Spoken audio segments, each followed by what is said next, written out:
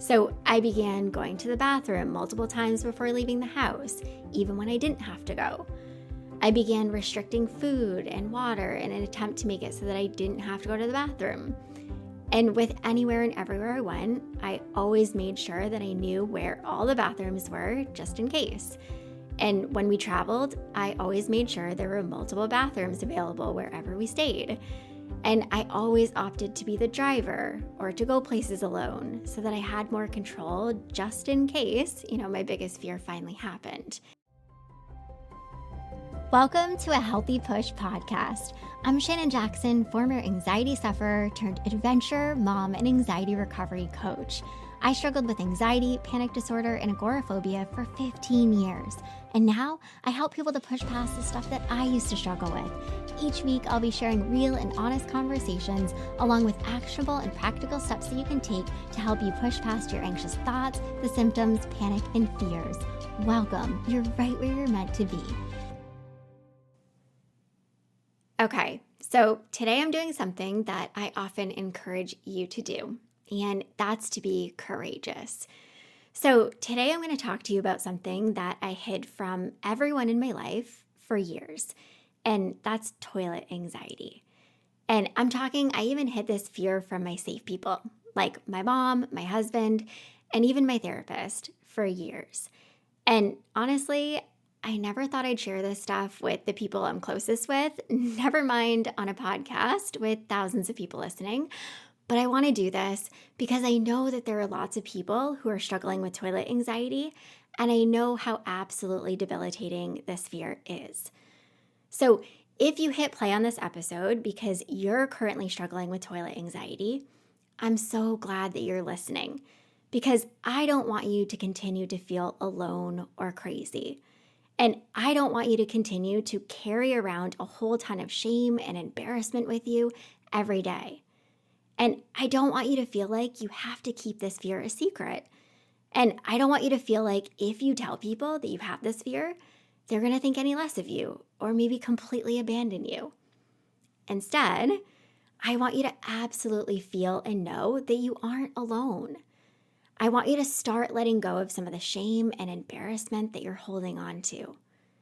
I want you to share this fear without believing that the people you love will think any less of you or walk away from you. I want you to feel and know that this fear doesn't have to continue to control you and that you can find freedom from it. And right now, I know you probably might feel like this fear is going to be with you for the rest of your life, but it doesn't have to be. This is absolutely something that you can overcome. Okay, let's jump in. So while toilet anxiety can mean a few different things, I'm going to specifically talk about the fear of being too far from a toilet, aka not being able to make it to a bathroom in time. And for some, this looks like the fear of not being able to make it to a bathroom in time and peeing their pants, while for others, it's the fear of pooping their pants, or it's a combination of both. And for me, it was mostly the fear of pooping my pants. So I developed this fear because most of my anxiety manifested in my stomach. So if I felt anxious, scared, or uncomfortable, I most usually was experiencing nausea, stomach cramps, or diarrhea, or all of them. It was the feeling of having butterflies in my stomach, but like times 1,000 when I felt anxious. Everything would feel really uncomfortable and really unpredictable. And sometimes when I felt this way, my bowels felt extremely urgent. Like I'm talking, it wasn't a question of maybe I have to go to the bathroom. It was I have to go to the bathroom right now. Where's the bathroom? And all of this happened even when I didn't feel anxious sometimes, like no anxiety present. Sometimes it was just a thought that would pop into my head and the thought would send me into a spiral. Like, what if you get the urge to go and there isn't a bathroom nearby? And then I'd frantically start looking for bathrooms, even sometimes when I knew I didn't actually have to go right then. Or I'd feel a totally natural sensation in my stomach, right? Like my food was digesting, I had just eaten, and that would send me into a spiral of what if thoughts and the symptoms. And when the symptoms showed up, I felt like I had absolutely no control of what might happen next. And there wasn't one big event that started this all, at least not one that I can remember. But I also struggled a lot with driving anxiety, and I'm sure this is how this fear really ramped up for me. Like whether it was riding in cars or on public transportation, if I felt anxious and my stomach even felt the slightest bit off, it was game over. I would inevitably work myself up so much so that I'd convince myself that my biggest fear was going to happen. Like I wouldn't be able to escape and get out and get to a bathroom, and I'd poop my pants. And likely it would all happen in front of people, right? And like for many others, this fear began to rear its head in all aspects of my life. It most often always popped up in places and in situations that I felt trapped in, or that I convinced myself, right, I was trapped in. So places and situations that didn't have, quote, easy outs where I could make it to a bathroom quickly, or places where I didn't know where bathrooms were, and especially places where bathrooms weren't existent. So, for example, walking in nature or around cities was hard. Being on trains, buses, boats, planes, especially with other people present, like anywhere and everywhere. Being at work, especially in meetings, going into stores, going on dates, going on trips, like the list goes on and on. But then it began popping up even when bathrooms were nearby, and even in places and situations that I had been in many times before. So I struggled with being in other people's houses. I struggled with traveling, especially if the hotel room or the Airbnb only had one bathroom. Because, what if somebody else was in the bathroom when I had to go? So for a long time, home was the only place where this fear didn't pop up. And when I would do things outside of my home, I began changing my actions and behaviors in an attempt to control this fear, like to prevent it from popping up. So I began going to the bathroom multiple times before leaving the house, even when I didn't have to go. I began restricting food and water in an attempt to make it so that I didn't have to go to the bathroom. And with anywhere and everywhere I went, I always made sure that I knew where all the bathrooms were just in case. And when we traveled, I always made sure there were multiple bathrooms available wherever we stayed. And I always opted to be the driver or to go places alone so that I had more control just in case, my biggest fear finally happened. And this fear made me feel like I didn't have any control over my body, but I clung to control for all the just in cases. And yeah, you're probably wondering, so Shannon, did your biggest fear ever happen? And no, it never happened. But I worried about pooping my pants every single day for years. And it was so incredibly draining and frustrating and maddening. And in an effort to get answers, because I thought, like many people do, there's no way that this can just be anxiety. Like I got colonoscopies and EGDs, and I tried making so many changes to my diet. I tried all the things, but all the testing and all the changes and the supplements, and it never led anywhere. I continued to struggle with the thoughts, the symptoms, and the fears. And then in a therapy session, I remember telling myself, Shannon, you've got to talk about it. You can't hold this in anymore. What has holding this in done for you? So I remember looking at my therapist, and I really didn't want to do it, but I told her my biggest fear. And I did it in a really roundabout way because, I'm human. And even though I wanted to share it, like I knew I had to get it out, I still really didn't want to say the words out loud. And I remember her reaction being nothing that I had constructed in my head. Go figure, right? Like she was quiet and gentle, and all she did was validate my fears and my experiences, which was hugely what I needed. But I remember sitting there and thinking, lady, I just told you this crazy fear that I've been holding on to for years, and this is your response? Like, this is all you got? And I don't know quite what I expected in that moment, but she clearly didn't meet my expectations.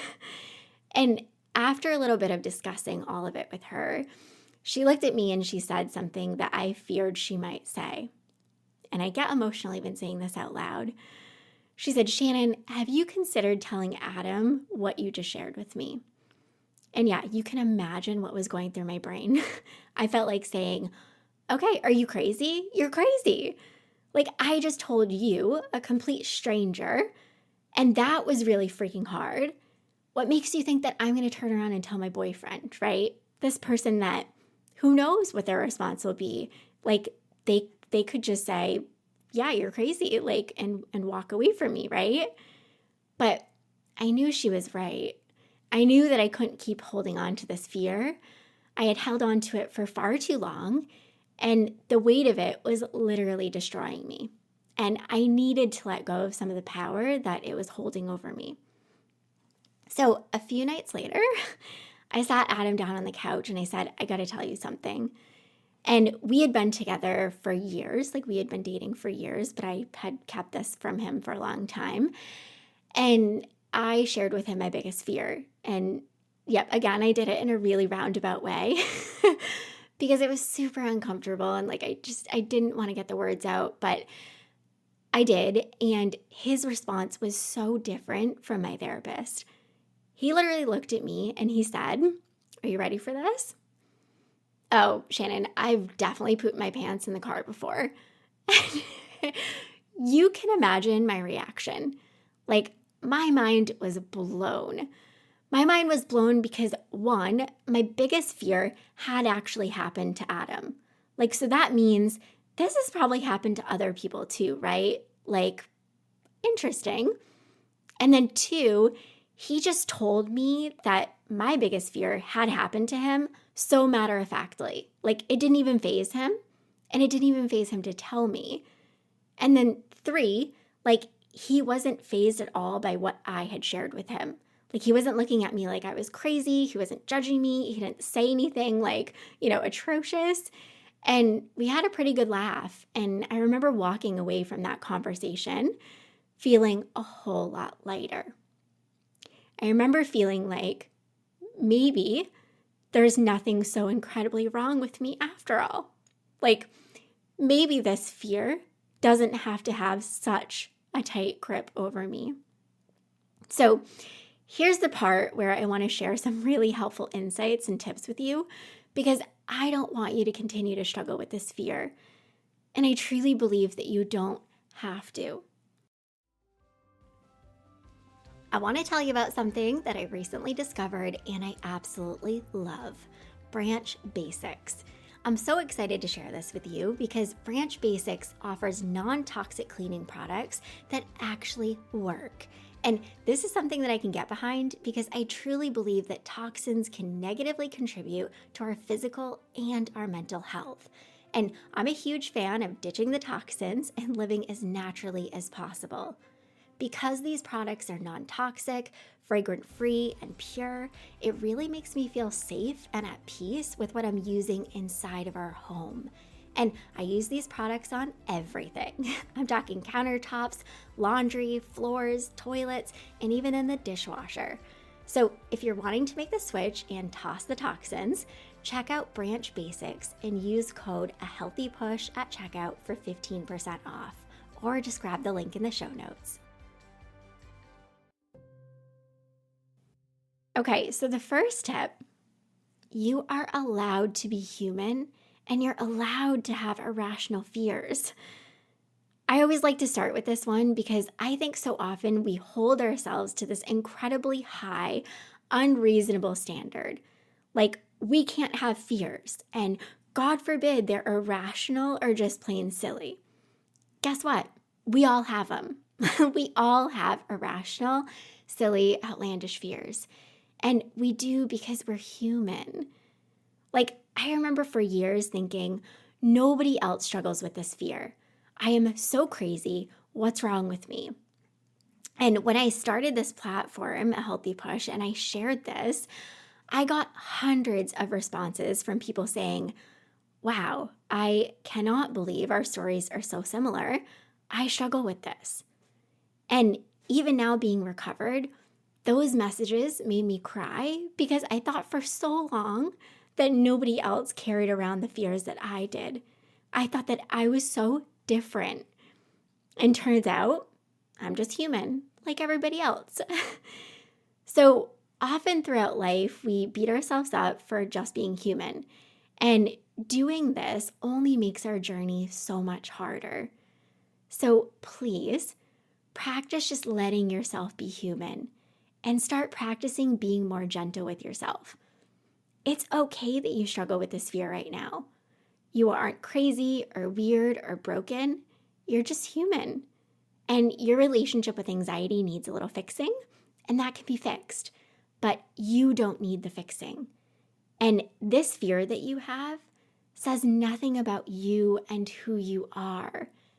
You can worry about peeing or pooping yourself all day long and still be a beautiful human being who deserves all of the amazing things.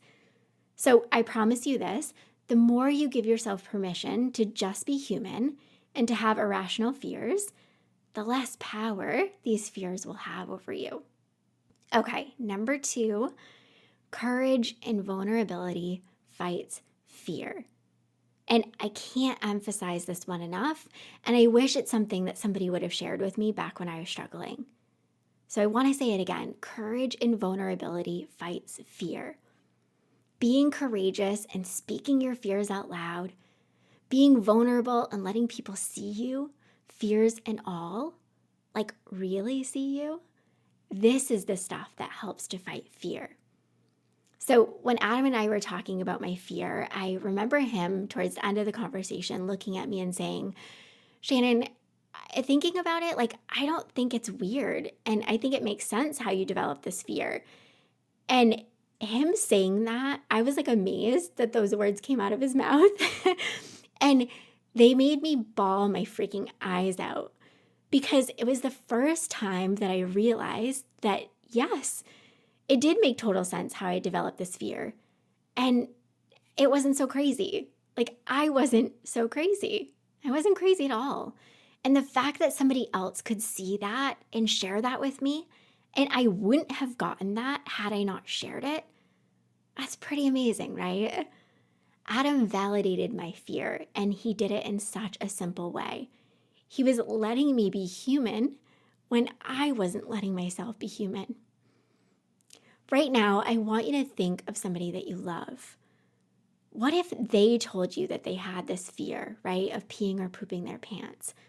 What would your response to them be? Now work on having that same response with yourself. It's so freaking powerful. And act with courage and allow yourself to be vulnerable. It's hard, but doing these things will help you to do so many amazing things in life. All right, number 3, it can be just anxiety. This is a really important truth to recognize because we're often convinced that it's something more than anxiety, right? I used to think this all the time. There's no way these symptoms are just anxiety. Like maybe there's something wrong with my stomach, maybe I have IBS or Crohn's or cancer or something else. Like, I'm not kidding, I would go to the most catastrophic places. But the truth was, I had so much stress in my life, which translated into anxiety. And I unknowingly and knowingly did lots of things that led to the anxiety that I was experiencing. So instead of getting all the tests, making all the changes, and looking for solutions, I wish I would have just taken a step back and acknowledged that my mind and body are connected. And all around, I wasn't making the healthiest of actions that would support my mind and body. So it's so important to recognize that your mind and your body are connected. And if your mind is super overloaded, overwhelmed, and your body is constantly running on stress hormones, all of the sensations and symptoms you're experiencing can most definitely be just anxiety. So this all leads nicely into the next tip. Number 4, there isn't one fix or solution to get rid of this fear. So often people come to me and they say, so Shannon, I know that you struggle with toilet anxiety. Like, how do I get rid of this fear of pooping or peeing my pants? And I wish it were as simple as me saying, do this and you'll be over it. But it's not. There isn't one fix or solution. You can try all the supplements, medications, methods that you want, but I truly believe that the magic lies in changing your relationship with anxiety and taking a serious look at your actions and behaviors and making healthy choices. So I know because I was constantly looking for ways to fix my stomach issues. But a lot of my stomach issues were actually caused by things that I had control of. So, for example, the amount of stress I had on my plate, my response to my anxious thoughts, the symptoms, panic, and fears, my actions and behaviors in anxious moments, what I was putting into my body, whether or not I was getting enough sleep, and the list goes on and on. So I truly believe that you can't fix the toilet anxiety phobia if your response to your thoughts, the symptoms, panic, and fear is unhealthy. And you can't fix the toilet anxiety phobia if you aren't making healthy decisions. And you can't fix the toilet anxiety phobia if you're trying to force yourself to get rid of it and to be free of it. And my friend Hannah Aylward says something that I really like, and it's that you can't heal your gut if you're constantly running on stress hormones. So in both of my online courses, Overcoming Driving Anxiety and Panic to Peace, I teach you how to create a healthy response and a healthy relationship with anxiety so that the symptoms, panic, and fears don't pop up. And this includes toilet anxiety. Because I truly believe that it's not about tackling specific symptoms or fears. It's more about looking at your whole relationship with anxiety and your response and creating a healthy relationship with it. Okay, the last one, tip number 5, trying to control it will only heighten the fear. So this was a really hard lesson for me, but it was such an important one. And it's that in all the ways that I sought out, quote, safety and control, it only heightened and reinforced my fear and the anxiety that I was experiencing. And what I mean by this is all the checking for bathrooms and going to the bathroom multiple times, especially when I didn't have to, right? And not listening to my bodily cues and restricting food and water and not going places or doing things unless a bathroom was nearby and not riding as a passenger and all of these things, they only heightened and reinforced the fear and the anxiety. So for you, it might look like some of this, but it might also be taking a laxative or bringing an extra pair of clothes with you or tying, a sweatshirt or shirt around your waist just in case, or bringing pads or diapers with you, or simply not going anywhere or doing anything, right? Just in case. So I know it's hard, but you have to be very mindful of your actions and behaviors because they often contribute to your fear much more than you think they are. So these things that you think are keeping you safe and preventing this fear from actually happening are only keeping you stuck in this cycle of fear. Remember how we talked about courage being a good fighter of fear? Yeah, use it. Be courageous and start pushing back in healthy ways on some of these unhealthy actions and behaviors. And yes, it's going to be hard, but it's so, so incredibly worth it. Okay, so I hope that everything that I shared with you today has been really helpful. And I really, really want you to hear this. You won't struggle with this fear forever. I know that right now it might feel that way, but this is something that you can absolutely overcome. Years ago, I said goodbye to this fear after years of struggling with it, which I never thought would happen. It no longer haunts me or controls me or limits me. And I know that this might be hard to believe because trust me, I thought that I'd never be where I am today, but it's absolutely possible to find freedom from this fear. So if you'd like a little help in pushing past toilet anxiety, definitely check out my online courses and my one-on-one coaching. I'd love to help you find freedom from this fear. All right, my friend, until next time, keep taking healthy action. And before I end this episode, I want to mention that I'd really appreciate it if you shared this episode or any others with somebody who you feel could benefit from what I share here. You sharing these episodes is what helps me to reach and support others who need it. And if you have an extra minute in your day today, I'd also really appreciate it if you could leave a rating and review over on Apple Podcasts. I read every single review, and this too is what helps me to help more people to heal and overcome. I hope you enjoyed this episode of A Healthy Push. If you want more, head on over to ahealthypush.com for the show notes and lots more tips, tools, and inspiration that will support your recovery. And if you're hoping for me to cover a certain topic, be sure to join my Instagram community at A Healthy Push and let me know in the comments what you want to hear next.